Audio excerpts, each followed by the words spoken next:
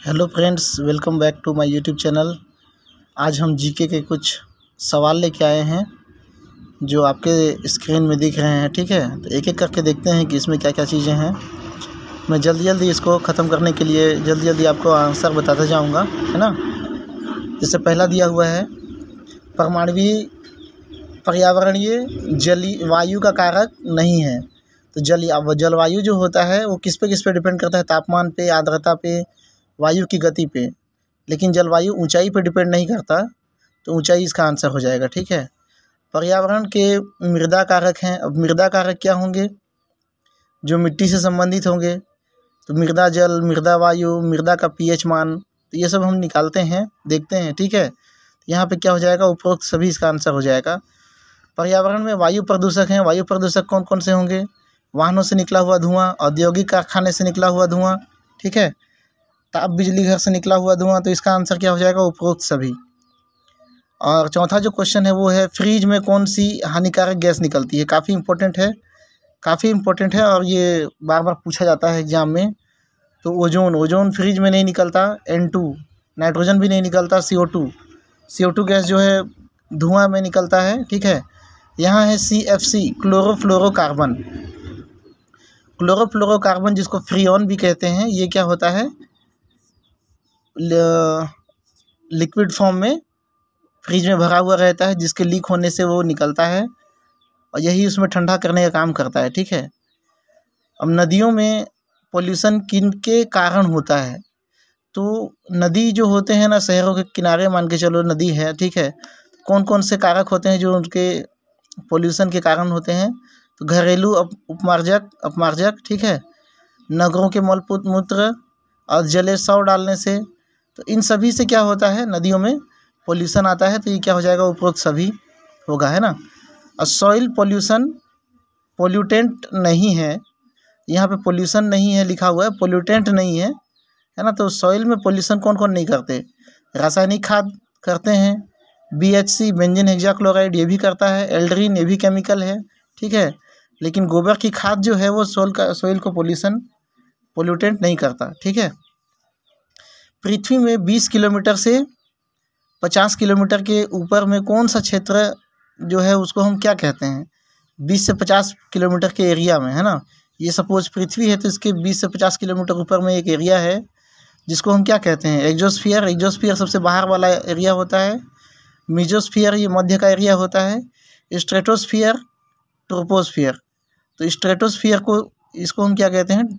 Stratosphere ही कहते हैं। ठीक है, तो 20 से 50 किलोमीटर के अंदर में रहता है। अब यहाँ पे बहुत इंपॉर्टेंट जानकारी है, पृथ्वी से ऊपर की ओजोन परत कहलाती है। वो जो कहलाती है, मैं डायरेक्ट यहाँ पे आंसर लिखा हूँ, 15 से 150 किलोमीटर तक का क्षेत्र जो है वो ओजोन परत कहलाती है। ठीक है, तो वहाँ पे ओजोन मिलता है, O3 मिलता है, इसलिए उसको ओजोन परत नाम दिया गया है। ठीक है, पृथ्वी से 50 से 80 किलोमीटर की ऊंचाई वाले क्षेत्र का कितना तापमान होता है? तो तापमान जो है वो ऊपर जाने पे क्या होता है? बढ़ता है ना। कुछ हद तक क्या होता है? बढ़ता है। तो उसका तापमान हो जाता है आपका 105 डिग्री सेल्सियस। ठीक है, तो अगला कुछ क्वेश्चन और देख लेते हैं। यहाँ दिया है, डाप्सन इकाई में मापी जाती है। अब ये डाप्सन क्या है? डाप्सन एक तरह का पैरामीटर होता है जिससे हम ओजोन को नापते हैं। ठीक है, तो इसका आंसर क्या हो जाएगा? ओजोन परत के लिए कौन सी गैस हानिकारक है? ओजोन के लिए जितने भी हेलोजेंस हैं वो हानिकारक होते हैं, जैसे क्लोरीन, फ्लोरीन, ब्रोमीन, सब क्या होंगे? हानिकारक होंगे। रियो में पृथ्वी सम्मेलन कब हुआ था? रियो डी जेनेरो में 1992 में क्या हुआ था? पृथ्वी सम्मेलन हुआ था। वायुमंडल में CO2 की मात्रा प्रति भाग 10 लाख मतलब ppm, है ना, बढ़ रही है। वायुमंडल में कितना CO2 की मात्रा बढ़ रही है? लगभग 15 से 18 ppm तक जो है बढ़ रही है। ठीक है, ग्लोबल वार्मिंग सम्मेलन 1 दिसंबर 1997 को कहाँ हुआ था? तो ये क्योटो जापान में हुआ था। काफ़ी इंपॉर्टेंट क्वेश्चन है, कई बार एग्जाम में पूछा गया है। वन विभाग के आंकड़ों के आधार पर देश में कितने भाग पर वन विद्यमान है मतलब जंगल है। ठीक है, तो वो है आपका 19.5% भाग पे वन विद्यमान है। ग्लोबल एनवायरनमेंट फैसिलिटी की स्थापना किस वर्ष हुई थी? तो 1991 में हुई थी। सबसे अधिक विषैले तत्व प्रतिदिन किस शहर में घुलते हैं? तो यहाँ पे आपको जानकारी होनी चाहिए। कोलकाता, चेन्नई, मुंबई, दिल्ली में। दिल्ली क्या है? सबसे ज़्यादा पोल्यूटेंट वाला शहर है। मोटर गाड़ी में जो धुआं जो निकलता है उसमें सबसे ज़्यादा विषैला तत्व क्या होता है? देखो, मोटर गाड़ी में लेड भी निकलता है, कार्बन डाइऑक्साइड भी निकलता है, कार्बन मोनोऑक्साइड भी निकलता है ना, नाइट्रोजन के ऑक्साइड भी निकलते हैं, हाइड्रोकार्बन भी कुछ हद तक निकल सकते हैं। ठीक है, तो हाइड्रोकार्बन तो खैर निकलते हैं कहना थोड़ा सा गलत होगा, लेकिन कार्बन मोनोऑक्साइड जो होगा वहाँ पे सबसे ज़्यादा विषैला होता है। क्यों? क्योंकि ये जो है ब्लड में घुल के, ब्लड में ऑक्सीजन घुलने की क्षमता होती है, लेकिन क्या होता है, कार्बन मोनोऑक्साइड ब्लड में घुल जाता है, जिससे ब्लड के ऑक्सीजन बाइंडिंग कैपेसिटी क्या हो जाती है, ख़त्म हो जाती है। ठीक है, तो इसलिए कार्बन मोनोऑक्साइड जो है काफ़ी खतरनाक होता है ह्यूमन बींग्स के लिए। ठीक है, अब अगला है कार्बन मोनोऑक्साइड ईंधन जलने पर रक्त में घुलकर कौन सा विकार उत्पन्न करती है? तो हृदय पे दबाव, सिर दर्द, चक्कर आना, ये सभी क्या होता है, विकार उत्पन्न करता है। ठीक है, डीजल से निकलने वाली सल्फर डाइऑक्साइड जो होता है खून में घुलकर कौन सा विकार उत्पन्न करती है? तो ये भी क्या करता है, मूत्राशय का कैंसर, फेफड़े पर प्रभाव, आंतों पर प्रभाव, सभी जगह क्या होता है, सल्फर जो है अटैक करता है। ठीक है, विश्व में कठोर वाहन उत्सर्जन नियम किस देश में? सबसे कठोर वाहन उत्सर्जन नियम मतलब वहाँ पे जो रूल है वो सबसे कड़ा रूल होता है, वो है अमेरिका, है ना। ग्लोबल एनवायरनमेंट फैसिलिटी GEF में कुल कितने सदस्य हैं? तो ये सदस्य अभी हो सकता है बदल गए होंगे, जिस समय मैं नोट्स बनाया था उस समय ये क्या थे, 164 थे। ठीक है, पेट्रोल की अपेक्षा डीजल में दोष मुक्त सल्फर की मात्रा कितनी होती है? कितना मतलब कम होगा, समान होगा, या फिर इनमें से कोई नहीं? तो क्या होता है, डीजल में क्या होता है, दोषयुक्त सल्फर, है ना, अधिक होता है, इसीलिए डीजल थोड़ा सा ज़्यादा खतरनाक होता है, डीजल का धुआं, है ना। भारत में होने वाले डीजल में सल्फर कितने प्रतिशत होता है? भारत में उपयोग होने वाले डीजल में जो सल्फर होता है वो 0.25 से 0.5% तक होता है। ठीक है, वातावरण नियोजन की राष्ट्रीय समिति के अनुसार भौगोलिक क्षेत्र पर वन कितने हैं? तो वो 12% है, पहले भी हमने देखा था। ठीक है, लेकिन ये वातावरण नियोजन की राष्ट्रीय समिति के अनुसार है। ठीक है, अब वो क्या था, कुल कितने वन थे वो था। ठीक है, मैदानी भागों में 5% वन है, आपको याद रखना पड़ेगा। जो मैदानी भाग होता है उसमें कितने हैं, केवल और केवल 5% तक वन है। 8वीं पंचवर्षीय योजना में वनों पर कितने अरब रुपये खर्च किए गए थे? ठीक है, तो लगभग 40.8 करोड़ 8 अरब रुपये खर्च किए गए हैं। विश्व स्वास्थ्य संगठन द्वारा तय मानक के अनुसार प्रदूषण दिन में कितने डेसिबल होना चाहिए? लगभग 55 होना चाहिए, लेकिन अभी क्या हो रहा है, ये कहीं ज़्यादा हो रहा है। ठीक है, कहीं ज़्यादा हो रहा है। अब रात्रि में प्रदूषण की मात्रा कितनी होनी चाहिए? 45 से अधिक नहीं होनी चाहिए। ठीक है, तो ये मानक मात्रा जो है डिसाइड किया गया है, लेकिन ऐसा होता ही नहीं है ना। किस क्षेत्र में दिन में 75% व रात में 70% डेसिबल की प्रदूषण की मात्रा अधिक नहीं होनी चाहिए? तो ये औद्योगिक क्षेत्र की बात कर रहा है। औद्योगिक क्षेत्र में भी 75 और 70 डेसिबल से अधिक नहीं होनी चाहिए, लेकिन औद्योगिक क्षेत्र में दिन न रात वहाँ पे क्या चल रहा है, फैक्ट्रियाँ चल रही हैं, तो धुआं वहाँ पे काफ़ी अधिक मात्रा में बढ़ रही है। ठीक है, अब आता है ध्वनि प्रदूषण की बात। ध्वनि प्रदूषण व्यावसायिक क्षेत्र में कितना अधिकतम सीमा रखा गया है? तो वो है 65 डेसिबल रखा गया है। ठीक है, दीपावली के दिन रात्रि में 45 के स्थान पर ध्वनि प्रदूषण बढ़कर कितने तक पहुंच जाता है?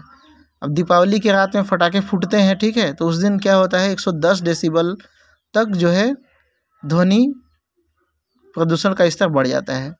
अधिक ध्वनि प्रदूषण से क्या प्रभाव पड़ता है? देखिए, अधिक ध्वनि, अब आप बहुत ज़्यादा आवाज़ सुनेंगे तो क्या क्या फ़र्क पड़ने वाला है? उच्च रक्तचाप, पागलपन, मस्तिष्क में तनाव, इनमें से कोई नहीं। तो उच्च रक्तचाप, पागलपन, ये सब हो सकता है, लेकिन जो सबसे ज़्यादा प्रभावी है उसको आपको आंसर देना है, वो होता है मस्तिष्क में तनाव आता है। ठीक है, ऐसा तो नहीं है कि ध्वनि सुन के आदमी पागल हो जाए या उसका BP बढ़ जाए। ठीक है, हालांकि ये सेकेंडरी स्टेट में ज़रूर आता है, लेकिन प्राइमरी क्या होता है, मस्तिष्क में तनाव आता है। ठीक है। 180 200 डेसिबल की ध्वनि प्रदूषण से व्यक्ति को क्या हो सकता है, सुनने की शक्ति में ह्रास हो सकता है, मतलब आदमी बहरा हो सकता है, स्मरण शक्ति में ह्रास हो सकता है, यहाँ तक कि इतना डेसिबल 200 डेसिबल तक की ध्वनि सुनने के बाद इंसान की मृत्यु तक भी हो सकती है। ठीक है। ये क्या हो जाएगा, उपरोक्त सभी इसका आंसर हो जाएगा। ठीक। सर्वाधिक डेसिबल ध्वनि प्रदूषण वाला महानगर कौन सा है, वो है दिल्ली। वन संरक्षण अधिनियम कब बना था, वो है 1980 को बना था। ब्राज़ील एवं इंग्लैंड में कितने ध्वनि प्रदूषण पर कानूनी कार्रवाई की जाती है, तो वो है 80 डेसिबल के ऊपर में। ठीक है। अगर 80 डेसिबल के ऊपर में अगर कोई ध्वनि प्रदूषण होता है तो वहाँ पे क्या हो जाएगा, आपको आपके नाम पे FIR हो जाएगा। ठीक है। ध्वनि प्रदूषण की मात्रा कमी हो सकती है, क्यों, कब कमी हो सकती है, पेड़ वृक्षों से जरूर हो सकता है। यदि पेड़ पौधे बहुत अधिक लगाए गए हैं तो फिर वो ध्वनि की वृद्धि को क्या करेंगे, रोक देंगे। मिट्टी की दीवारों पर हल्के रंग से, तो इन सभी से क्या होगा, ध्वनि प्रदूषण की मात्रा को कम किया जा सकता है। चूना भट्टी से निकलते हैं, चूना भट्टी में क्या क्या निकलता है, कार्बन मोनोऑक्साइड, कार्बन डाइऑक्साइड, गर्म धूल, ये सभी निकलते हैं। ठीक है। धूल किस माह में कम गिरती है, धूल किस माह में कम गिरती है, तो नवंबर, मई, जुलाई, जून, तो जुलाई में क्या होती है, कम गिरती है।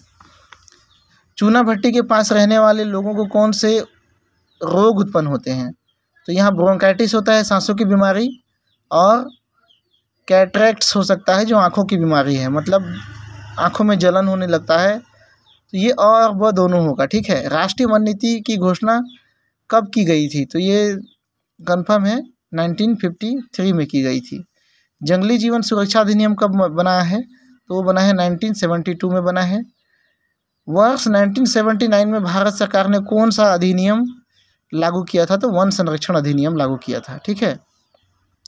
वायु प्रदूषण नियंत्रण एवं निवारक अधिनियम कब बना था, ये बना था 1981 में। राष्ट्रीय प्रतिभूमि विकास बोर्ड की स्थापना हुई थी 1985 में। पर्यावरण सुरक्षा अधिनियम कब लागू हुआ था, वो हुआ था 1986 में। ठीक है। तो इस तरह से हम लगभग 50 क्वेश्चन देख लिए हैं। किस पंचवर्षीय योजना में वनों पर 93 करोड़ रुपए खर्च किए गए थे, तो ये चतुर्थ पंचवर्षीय योजना जो भारत सरकार का था, उसमें ये चीज़ खर्च किया गया था। वर्तमान में निम्न वृक्षों में से कौन सा वृक्ष काटने के लिए परमिशन की आवश्यकता पड़ती है, क्या आम को काटने के लिए परमिशन पड़ती है, नीम को, है ना, शीशम को, या पॉपुलर, तो यहाँ पे है पॉपुलर। ठीक है। जल के जैविक प्रदूषक हैं, जल के जैविक प्रदूषक क्या क्या होंगे, जीवाणु होंगे, शैवाल होंगे, परजीवी होंगे, विषाणु होंगे, फफूंदी होंगे, तो सभी होंगे, है ना। तो ये 50 क्वेश्चन हमने देखा है। ओजोन का प्रदूषण सूचक पौधा है, ओजोन का प्रदूषक सूचक पौधा है मक्का, डहेलिया, जीनिया। इन तीनों में परिवर्तन होने लगता है जब ओजोन का मतलब स्तर बढ़ने लगता है वातावरण में। ठीक है। श्वसन क्रिया पर प्रभाव डालने वाली गैस है, कौन सी है, CO2 और SO2 दोनों। प्रथम पंचवर्षीय योजना में केवल ब्लैंक रुपए वनों पर खर्च किया गया था, तो 8.5 करोड़ रुपए। इनमें से किन उद्योग में प्रदूषण बढ़ रहा है, तो चूना उद्योग में, चीनी उद्योग से, वस्त्र उद्योग से, और कोयला उद्योग से। तो सर्वाधिक जो प्रदूषण बढ़ रहा है वो क्या बढ़ रहा है, चूना उद्योग में बढ़ रहा है। निम्न वायुयानों में से कौन सा वायुयान ओजोन परत पर प्रभाव डालता है, तो मिग वायुयान, जेट वायुयान, सुपरसैनिक वायुयान, इनमें से कोई नहीं। तो सुपरसैनिक वायुयान जो है वो ओजोन पे प्रभाव डालता है। ठीक है। तो इतने थे हमारे इन्वायरमेंट से रिलेटेड हुए क्वेश्चन। ठीक है। नेक्स्ट डे हम विज्ञान से रिलेटेड कुछ क्वेश्चन लेके आएंगे। तो चैनल में बने रहने के लिए धन्यवाद। आप सभी का दिन शुभ हो।